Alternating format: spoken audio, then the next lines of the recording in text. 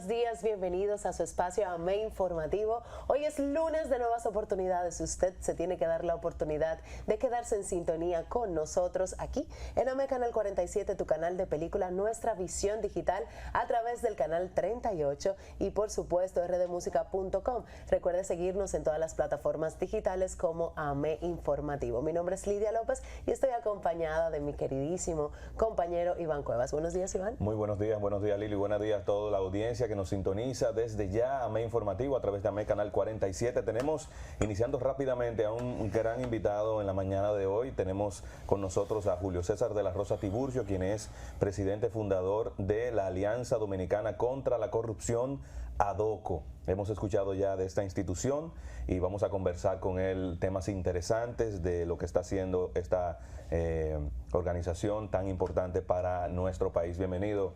¿Cómo Gracias. está? Buenos días. Complacido de poder conversar con ustedes y con el público. Qué bueno, qué bueno. Gracias por venir.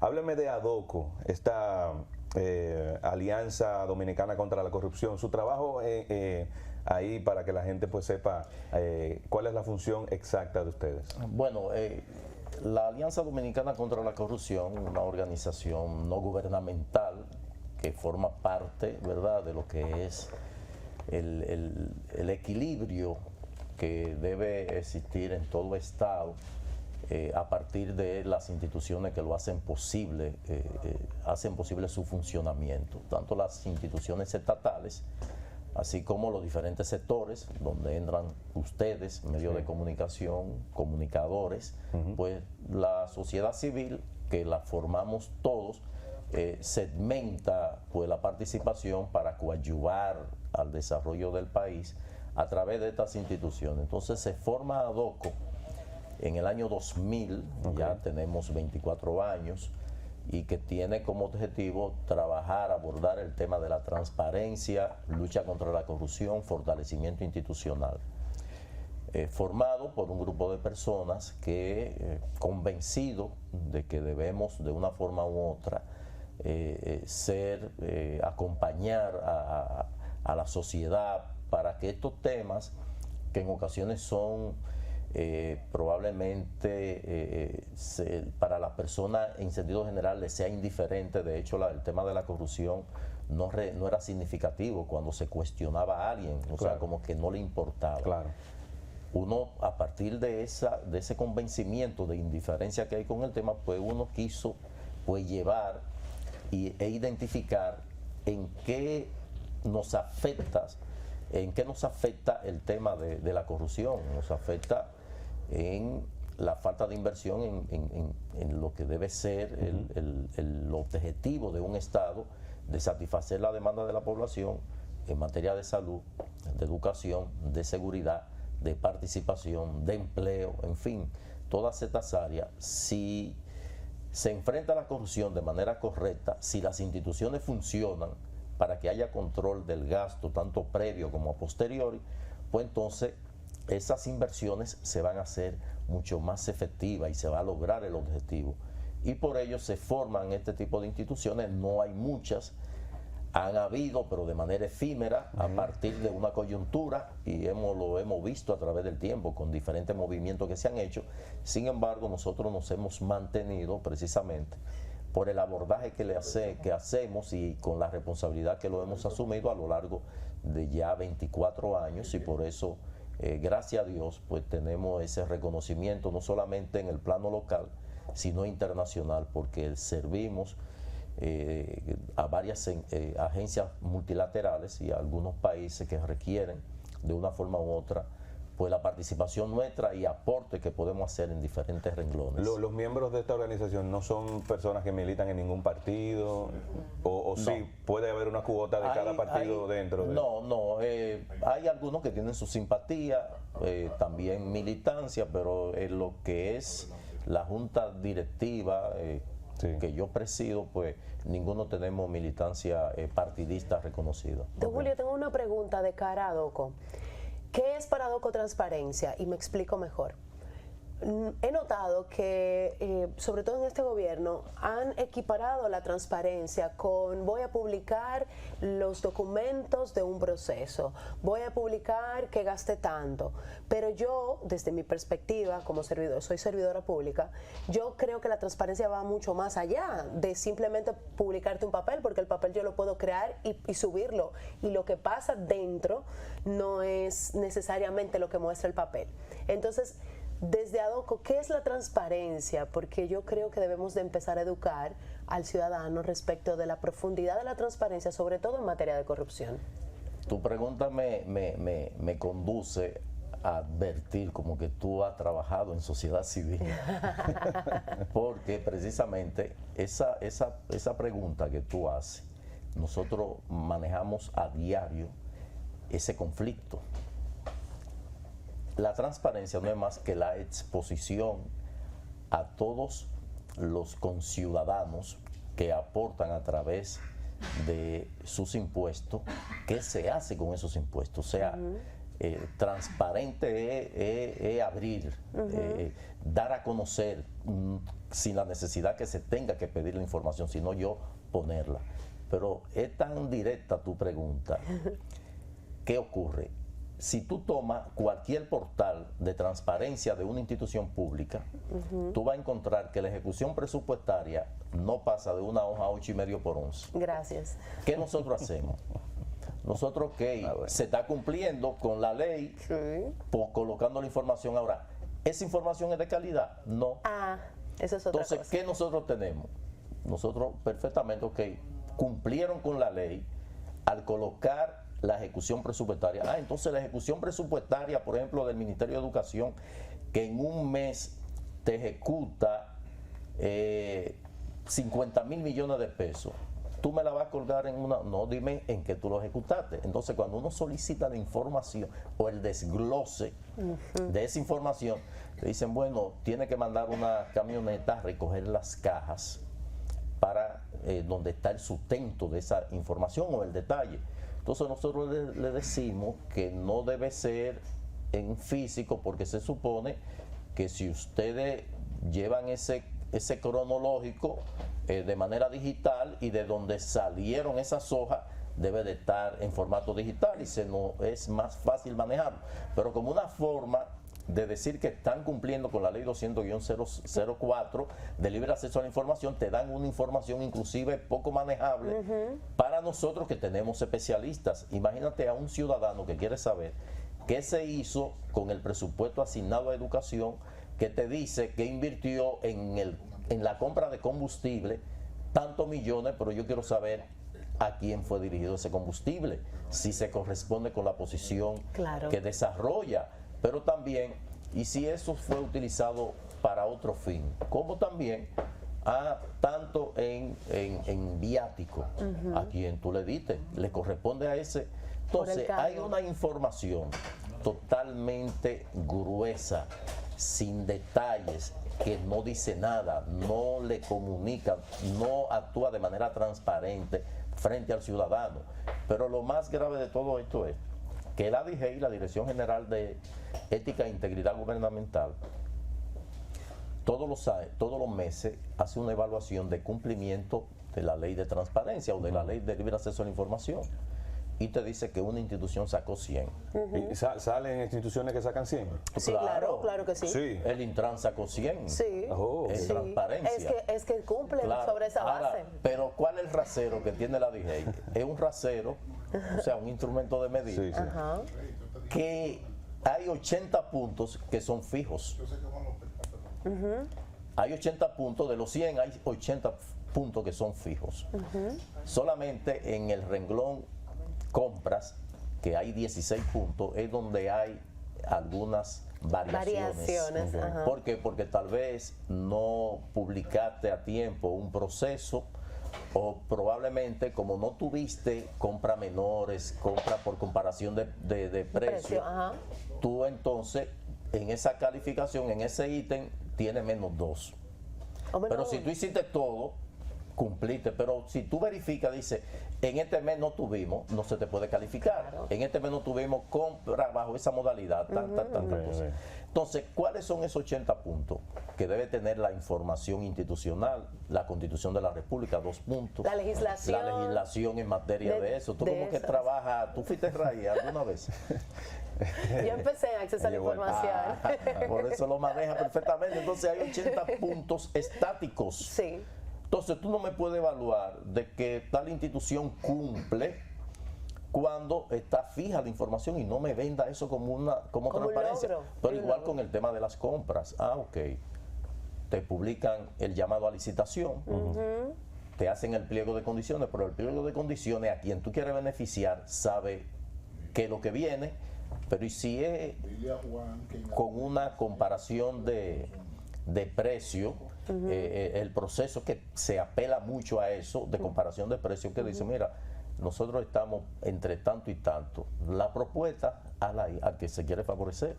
Entonces se está cumpliendo con la ley de compra porque se publicó, se licitó, pero finalmente favorece a quien tú quieres. Entonces no se es transparente, y ni hablar con el proceso que se viene haciendo con la declaratoria de urgencia.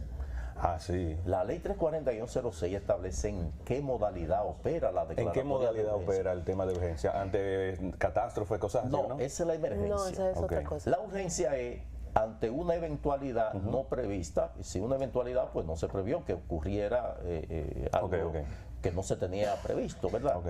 Se produce, por ejemplo, INAPA, una ruptura de una tubería, eso no estaba previsto. No, exacto. No se incluyó en el plan anual de compras, pero hubo una salida de agua fuerte, rompió una tubería, hay que reponer esa tubería, no se puede someter al proceso, entonces se declara la urgencia, Ok. se avala y se hace el proceso de urgencia. Una preguntita. Perdón, para ahí mismo. Sí. Entonces, la ley 340-06 establece que no se puede tener como excusa para la urgencia la falta de gerencia del incumbente. O sea, si usted debió tomar una previsión y no lo hizo, entonces usted no puede declarar de urgencia. Eso es lo que se viene haciendo, como ocurrió con el tema de la adquisición de ambulancia, que el proceso que estaba en el plan anual de compras no se subió a tiempo. Entonces vino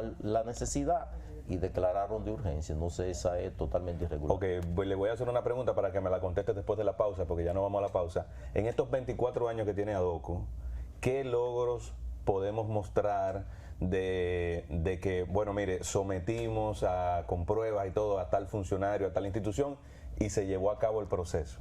Vamos a contestar eso después de la pausa. Quédense ahí. Somos AME Informativo, no se muevan.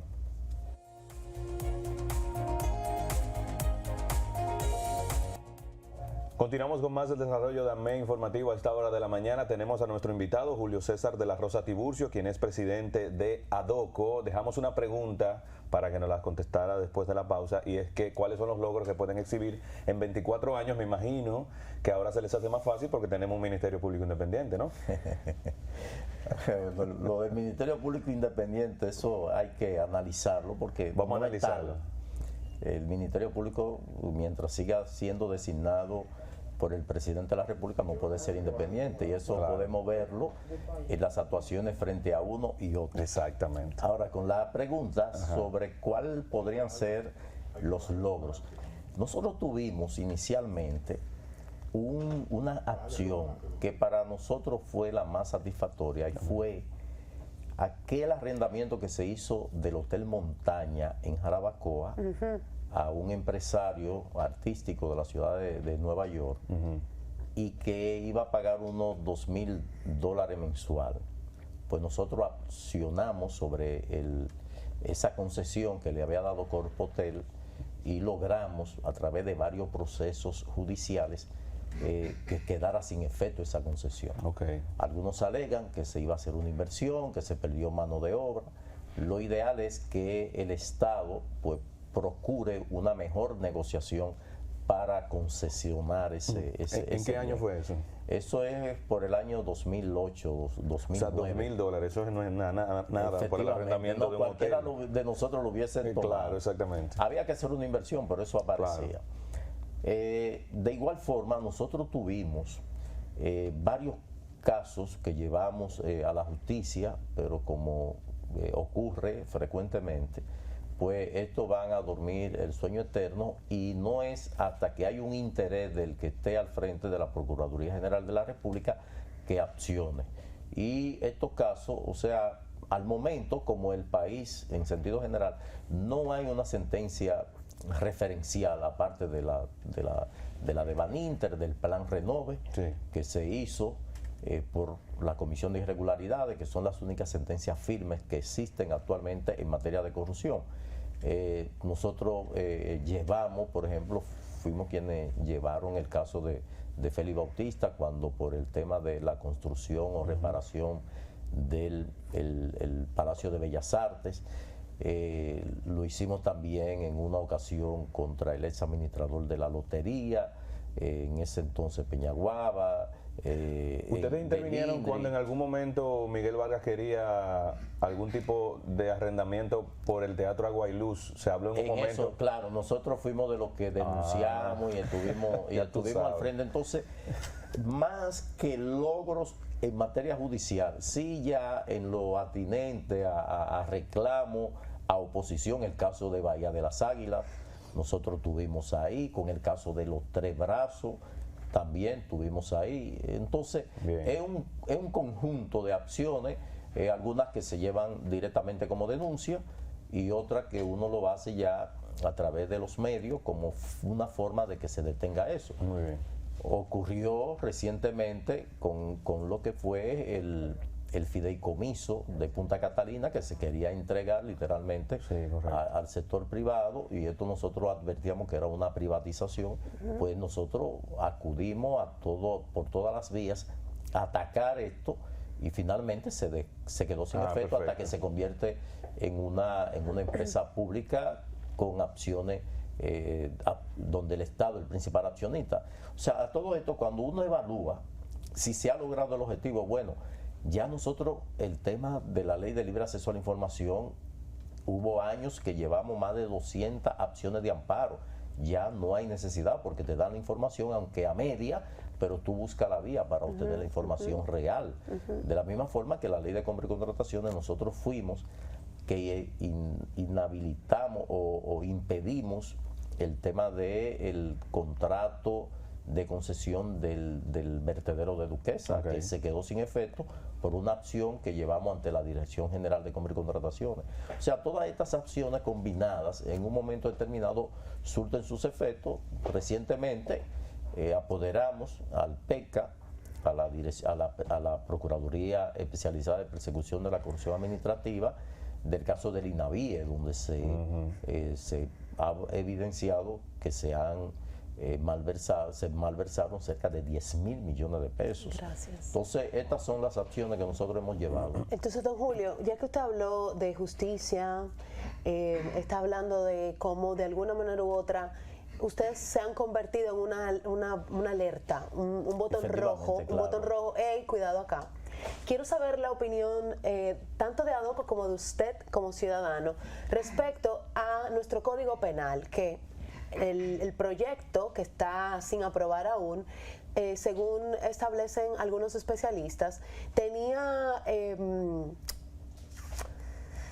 castigaba duramente las acciones corruptas o los funcionarios corruptos o el mal manejo de los fondos una vez se determinaba. Y supuestamente, eso no lo sé, ¿ok? Hablo desde el desconocimiento de lo que dicen, fue modificado muy a la conveniencia. Dentro de los artículos que estuvieron modificando, ese fue uno. ¿Cuál es la opinión, si ustedes creen que la vía correcta para endurecer el castigo a los delitos de corrupción en materia administrativa, cuál es su postura? Y adicionalmente a eso, para que la pueda responder inmediatamente, ¿usted cree efectivamente que en algún momento tendremos un sistema judicial que le dé igual de importancia a la materia administrativa, a la corrupción en materia administrativa, como se lo da a delitos menores, como es el robo, como es un fraude? Bueno, menores en el sentido de que, ¿verdad?, es interpersona. ¿Qué usted opina de eso? Mira, nosotros le salimos al frente a una situación grave que se cometió en la aprobación del Código Penal, y fue lo siguiente. De hecho, cuando atacamos esto, pues fuimos invitados a una vista pública e hicimos una exposición que quedaron los diputados realmente sorprendidos, y fue lo siguiente. En el tema corrupción, tipificaron la corrupción como un delito. La corrupción es un concierto de delitos. ¿Y por qué la tipificaron? Tenía prisión para el que cometiera actos de corrupción de 4 a 10 años. ¿Y qué es la corrupción? La corrupción no es la identificación de un ilícito per se, es de muchos. Sí. Cuando hicimos la exposición, que hicimos un desglose de cuántos tipos de corrupción o de actuaciones que se inscriben en la corrupción hay, pues se quedaron sorprendidos. Hay un delito de corrupción que es la malversación de uso. La malversación es tú no necesariamente robarte el dinero, sino darle un uso diferente para el cual fueron especializados. Tirarlo por otra vía. Exactamente. Que tal vez por ejemplo, Obras Públicas tienen el presupuesto, hizo en el plan anual de compra, que tiene 100 millones de pesos para la compra de vehículos de transporte cualquiera. Ahora, lo utilizó para comprar 2 gredas que lo va a usar. Ahora, es que el objeto para el cual fueron especializados fue para vehículos livianos, no para vehículos. Usted tiene que listar en qué va a comprar. Entonces, eso es malversación. Claro, y puede ser que se haya presentado algo y ellos necesitaran utilizar ese dinero, pero igual tiene que justificarlo y no lo justifica. Efectivamente. Entonces, la malversación de uso se practica a diario. ¿En qué consiste la malversación de uso? Y no tiene castigo. Bueno, de que yo tengo en una institución una retroexcavadora, se la presto a un empresario para que la utilice en su finca abriendo un hoyo. Normal. Eso es malversación de uso. O sea, usted no se llevó la retroexcavadora, pero le dio un uso, igual que el combustible, por lo que nosotros hemos estado solicitando informaciones, porque es probable que un funcionario pague 1 hora de vuelo de helicóptero, que es bastante cariñoso, sí, claro, y que termine la actividad oficial de la institución, pero se vaya a hacer campaña. Eso es una práctica que se da, entonces nosotros queremos saber eso. Entonces ahí hay malversación de uso. Hablando de malversación de uso, no sé si eso aplica en el área de malversación de uso, pero por ejemplo, ¿cómo ADOCO trabaja con el famoso se usan los recursos del Estado para la campaña política? Bien sabemos que eso es un discurso que la oposición siempre lo dice hasta que está en el gobierno. Sí, porque es un cambio de rol. Exactamente. Lo que cuestiona ahora la oposición, se lo cuestionaba el gobierno cuando estaba en oposición y viceversa. Entonces, los presupuestos de, por ejemplo, ¿cómo se llama la institución que coloca publicidad a los medios y a los comunicadores? ¿Cuál es? Tú dices el DICOM, por ejemplo. La dirección el DICOM, por ejemplo, tiene un presupuesto bien amplio para publicidad, pero me lo colocan a mí, por ejemplo, para que yo hable bien. ¿Cómo ustedes abordan eso? Vamos a contestar eso después de la pausa. Venimos en breve con más temas informativos, no se muevan.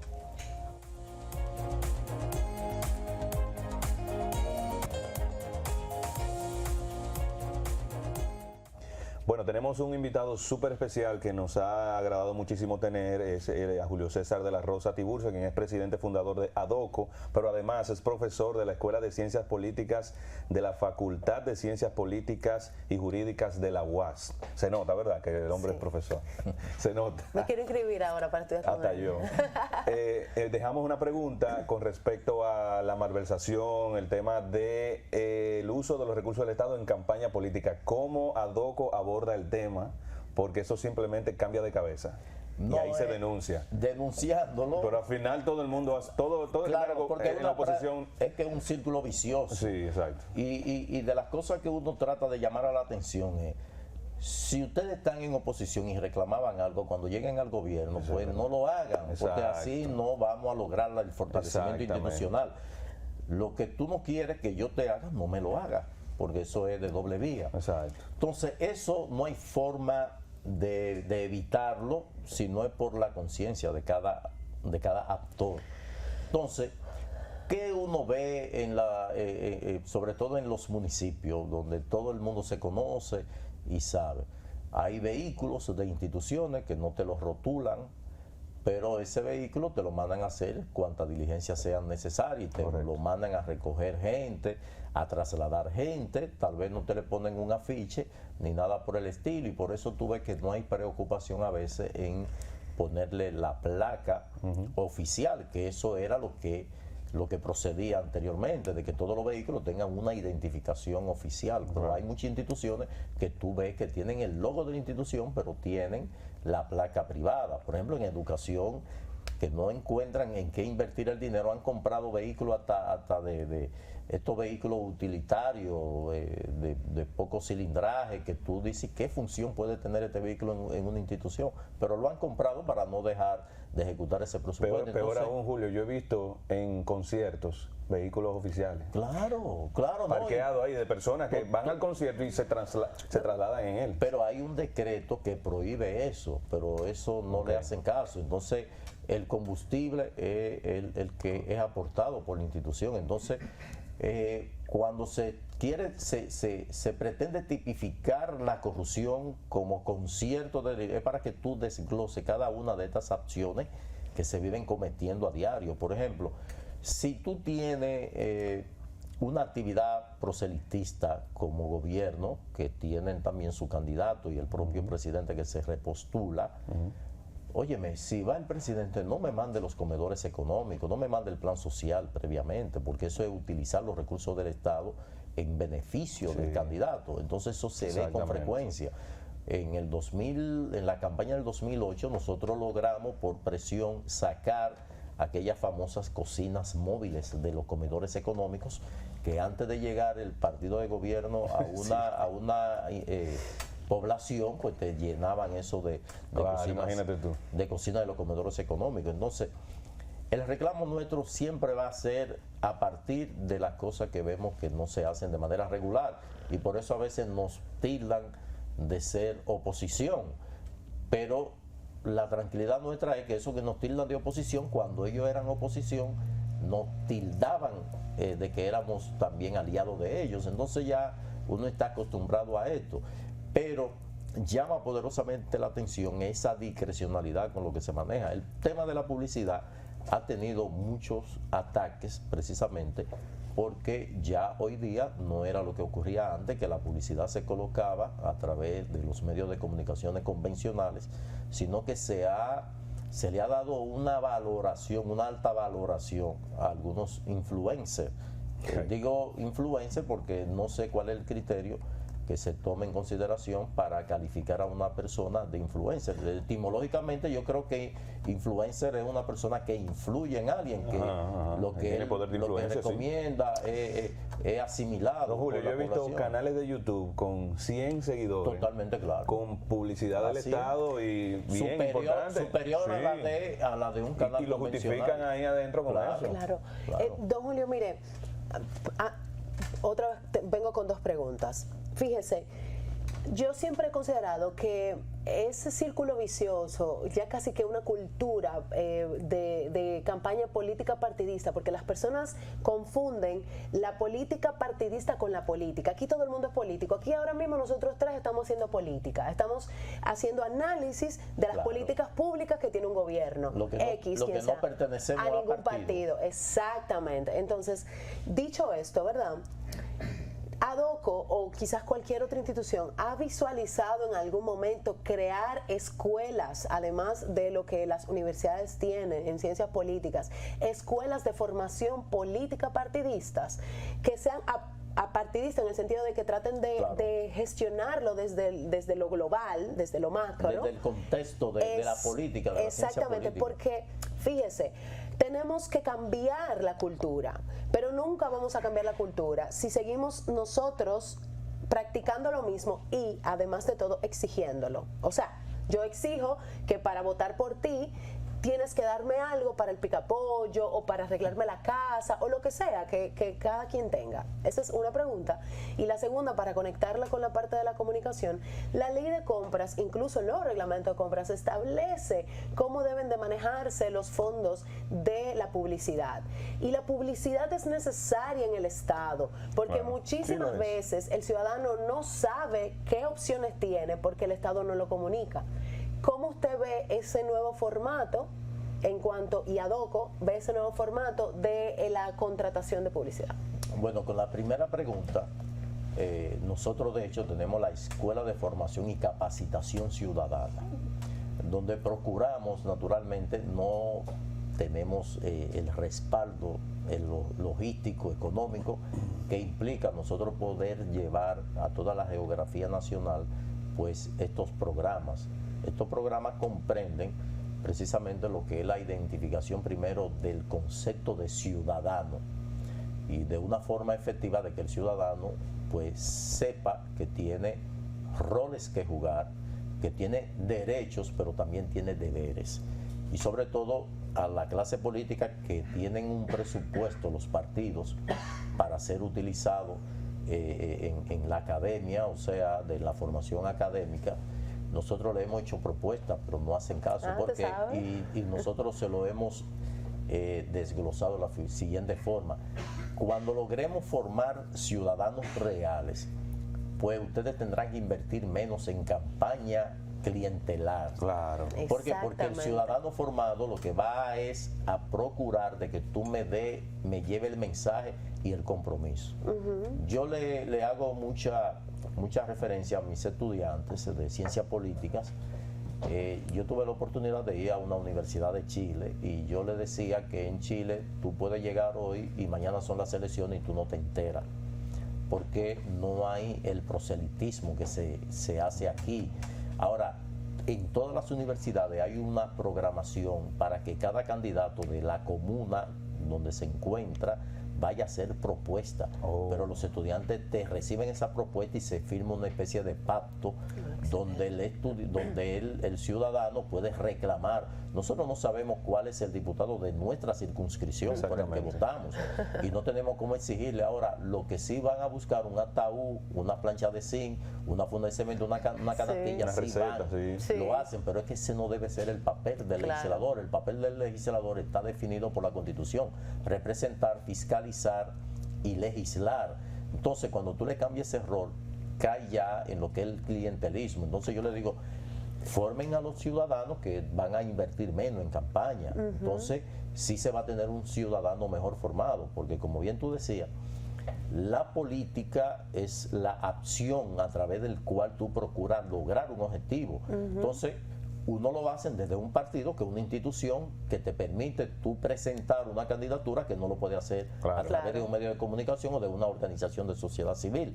Ahora, desde sociedad civil nosotros hacemos política, ustedes hacen política. Así es. Porque ¿qué hacemos? Cuando tú denuncias algo, cuando tú fijas una posición, tú estás fijando, en esa posición tú estás fijando una posición política. Entonces se ha querido confundir de que yo no soy político. No, tú no eres partidista, pero tu accionar, tu razón de estar en una posición es precisamente política, sin lugar a dudas, y eso es lo que se trata de uno influir, y nosotros lo hacemos, y también a través de varios programas de formación. Nosotros todos los años celebramos un seminario Transparencia y Gestión Pública, donde llevamos la persona que ya conocedora del tema, servidores públicos de diferentes áreas, y ha tenido muy buena proyección, y es el papel, o más bien el aporte que nosotros hacemos. Usted mencionó hace un momentito que hay unas acciones que asumen los diputados, por ejemplo, que no es su rol, como para resolver problemas de la comunidad que ellos representan. ¿Ellos ya eliminaron el barrilito o el cofrecito? ¿Cuál es el de ellos? El del Senado es el barrilito, no lo eliminaron, le cambiaron el nombre, se llama Fondo de Gestión Senatorial. Perfecto. Muchos de ellos defienden eso, ¿no? Porque en esta sociedad tiene muchas necesidades, entonces el diputado es la autoridad más cercana, supuestamente. ¿Qué está haciendo Adoco para eliminar eso? Porque eso definitivamente se usa a discreción No, nosotros, del legislador? No, es poco, Ya tú sabes lo que pasa, hay muchos que no ayudan nada y se comen ese dinero. No, por ejemplo, un peso por cada votante de esa circunscripción. Imagínate. Al del distrito y al de la provincia le dan 1 millón. Exacto. Hubo 3 que rechazaron recibir lo que fue la del distrito, de la provincia de Santo Domingo y Santiago. Okay. Sin embargo, eso se camufla de otra pero forma. ahora, en la gestión de ahora. En esta gestión no lo recibieron, pero reciben esos fondos a través de otros canales. Eso naturalmente es poco transparente.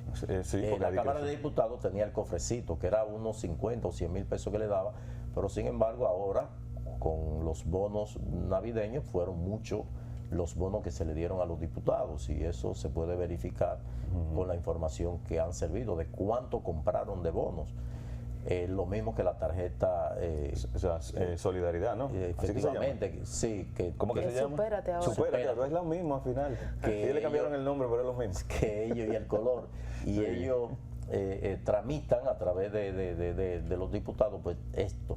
Okay.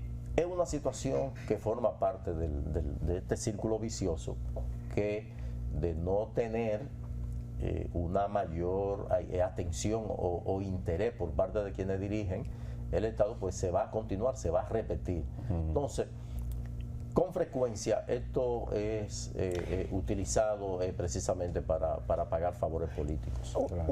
Bueno, recuerda que me debe lo de la comunicación, lo de la pregunta que le hice sobre el uso de los fondos ok, vamos a cerrar esa. El reglamento hace una dispensa de que las instituciones pueden contratar de manera directa la publicidad, el reglamento, no la ley. Entonces aquí hay una vieja práctica, y es que los reglamentos te cambian el espíritu de la ley. No debe ser así, porque si la ley te dice que para todos los procesos de compra y contrataciones debe cumplirse con un protocolo, entonces el reglamento no te puede ablandar la cosa.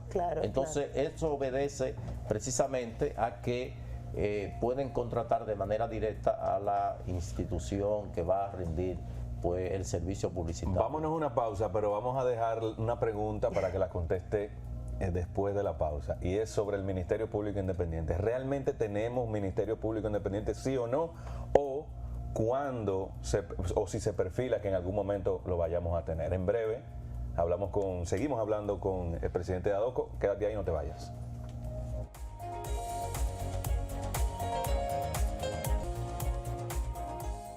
Seguimos con más de AME Informativo aquí a través de AME Canal 47 y nuestra señal digital Canal 38. Tenemos al presidente de ADOCO, Julio César de la Rosa. Hablábamos hace un momentito del Ministerio Público Independiente. ¿Tenemos realmente Ministerio Público Independiente? Y si no, estamos cerca de, en algún futuro, pues, que el presidente y el Ejecutivo y el Legislativo, pues, trabajen para que el procurador sea elegido no por el Ejecutivo solamente, por el presidente. No puede haber Ministerio Público Independiente si el procurador lo designa el presidente de la República. Y por más independiente que sea, no es verdad que se va a ir de frente contra el Ejecutivo. Aunque haya designado a Miriam Germán Brito, que tiene una hoja de vida pulcra también. Bueno, no era miembro del partido. Proviene de la judicatura. Ella tiene algún nivel de aceptación por ello, como ha sido, pues evidentemente que eso fue una decisión política.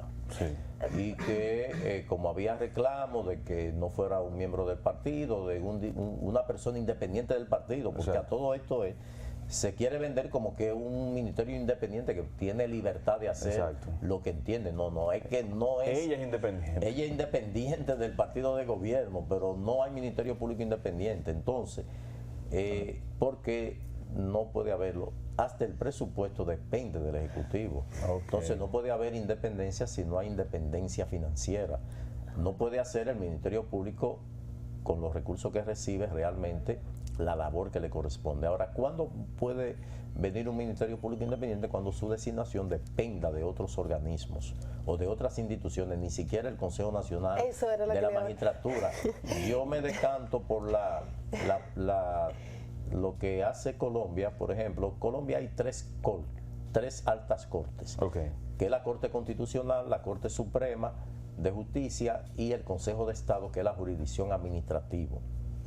Entonces, cada uno de estos ternan a un candidato y de esa terna entonces se elige uno, lo elige el Congreso. En el caso del fiscal general, el presidente de la República envía una terna al Congreso para que de ahí entonces sea seleccionado. De igual forma, terna también la Suprema, el Consejo de Estado y la Corte Constitucional. O sea, es un híbrido para la escogencia. Naturalmente eso crea isla de poder, porque tradicionalmente el Procurador General de la República es el brazo de la política criminal del Estado del Ejecutivo, desde su origen en Roma.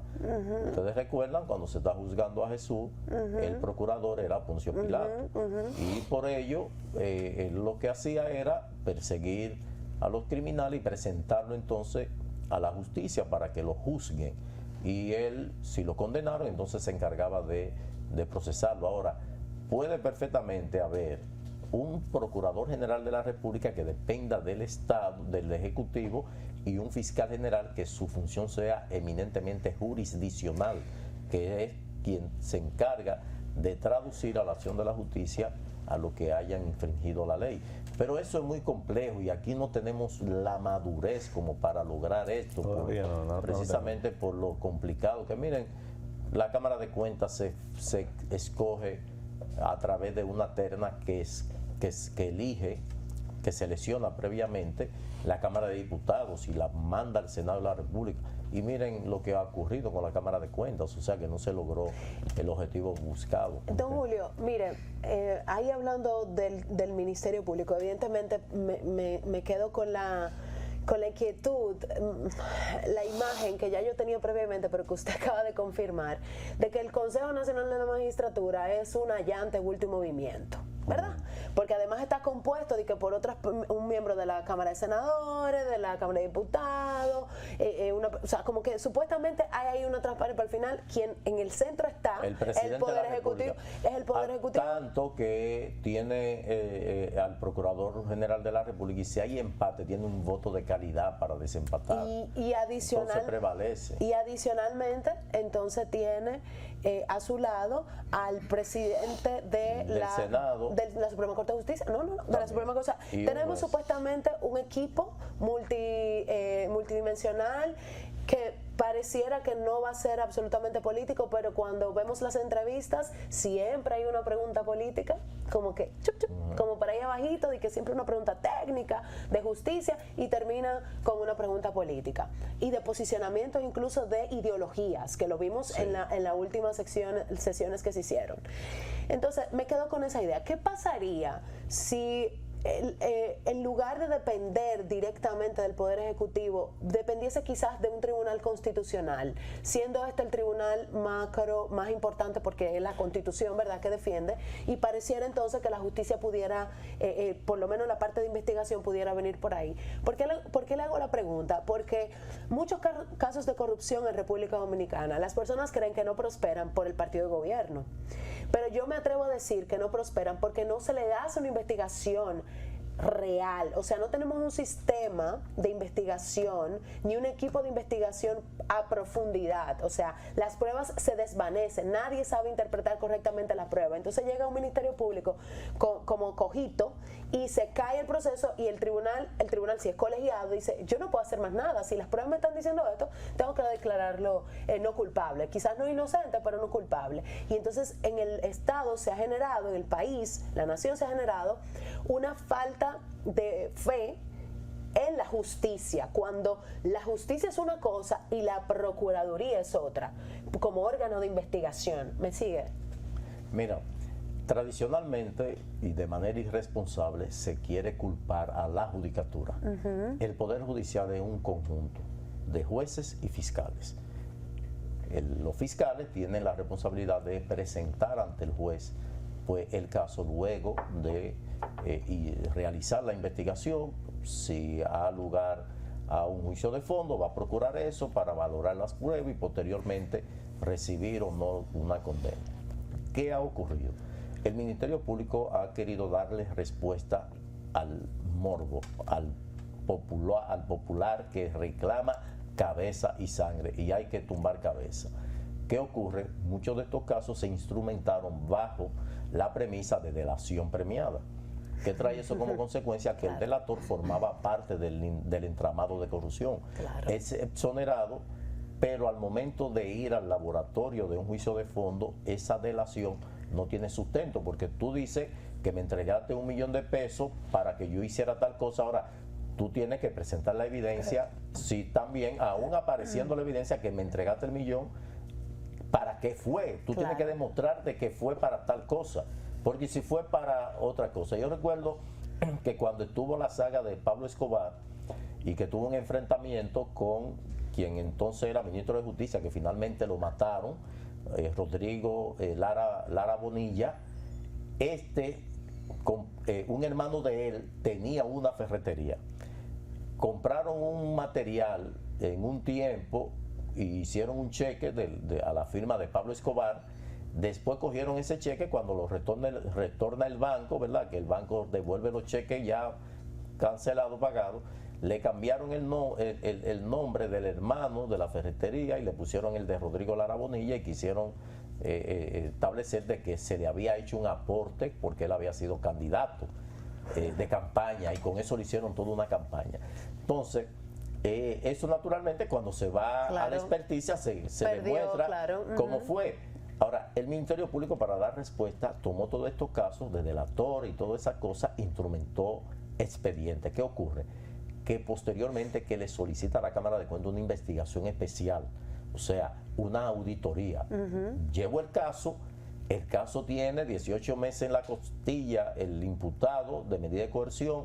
Cuando se va a presentar la prueba en la audiencia preliminar, no tengo la prueba porque tendría que ser una auditoría a la Cámara de Cuentas no la realizó. Entonces ya el juez dice, pero es que tú no me has presentado prueba, por falta de prueba. Ahora, ¿a quién se ataca? No al Ministerio Público por llevar un expediente débil, se ataca al juez porque actuó conforme lo que establece el Código Procesal Penal, que es basado en pruebas. Tú tienes que destruir mi presunción de inocencia aportando pruebas contundentes contra mí. Y en materia de fondos públicos, lo que te puede avalar, determinar de que hubo irregularidad, es una auditoría de la Cámara de Cuentas. Entonces, si no se tiene esa auditoría, pues no se va a tener resultado que se pueda exhibir. Entonces, a eso es que nosotros nos hemos abocado, a reclamarle al Ministerio Público que se debe actuar conforme la técnica judicial. Perfecto. Y no por presión de una sociedad, o que el gobierno que llegó en oposición dijo que iba a enfrentar la corrupción, pero que esta corrupción, como tradicionalmente ocurre, siempre el gobierno más corrupto es el que sale. Entonces mañana podría eso aplicársele al que sale nuevamente. En ese sentido, los hermanos del expresidente Danilo Medina han sido señalados, se le ha llevado un proceso por temas de corrupción y todo eso. Y resulta que el expresidente dijo que no sabía, o en algún momento ha expresado como que no tenía conocimiento.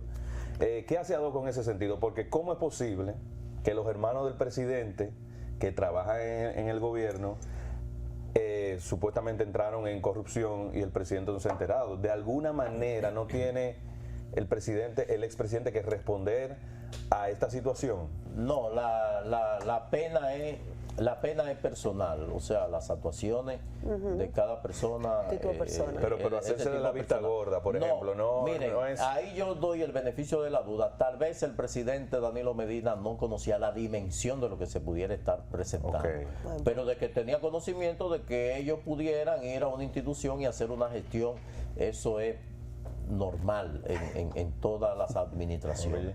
Claro, sí, se ha normalizado eso. Se ha normalizado. Aquí llegan con la tarjeta de los partidos a los sitios. Claro, y llegan y hacen gestión. Entonces el mismo incumbente entiende que lo que está haciendo es como es parte de la dinámica de ayudar a alguien, ni siquiera a sí mismo. Tal vez no supiera de la dimensión de lo que ocurría, pero eso era un secreto a voces.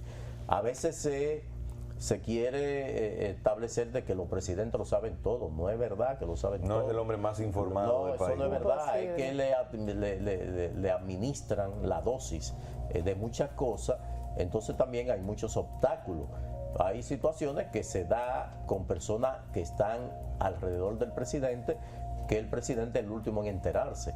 Pero eso sí se puede dar y uno naturalmente no le va a discutir. Si usted dice que no sabía, pues yo no tengo cómo decir lo contrario. Claro, muchísimas gracias, Julio. Hemos llegado a la hora, señores, pasó rapidísimo, no nos dimos cuenta. Sí, muy la verdad que ha sido un placer para nosotros y un honor contar con usted aquí, con su conocimiento y por supuesto transparentar la labor que está haciendo ADOCO. Y yo creo que cualquier persona que vea este video, ya sea en nuestra retransmisión a las 6:30 de la tarde o en nuestro canal de YouTube, pues debería dirigirse a ADOCO y también formar parte de esta conversación, porque estamos llamados los ciudadanos a formar parte de la conversación. Si no formamos parte de la conversación, ¿qué pasa? Cuando no te metes con la política se mete contigo. Correcto. Esta es su casa, don Julio, cuando usted quiera puede volver, nosotros felices de la vida. Con mucho gusto. Y a usted que nos está viendo ahí en sus casitas, muchísimas gracias por su sintonía, recordándoles a las 6:30 nos volvemos a ver por el AME Canal 47 en una retransmisión y nuestra señal digital a través del canal 38. Pueden seguirnos en todas las plataformas digitales como AME Informativo y también pueden vernos y escucharnos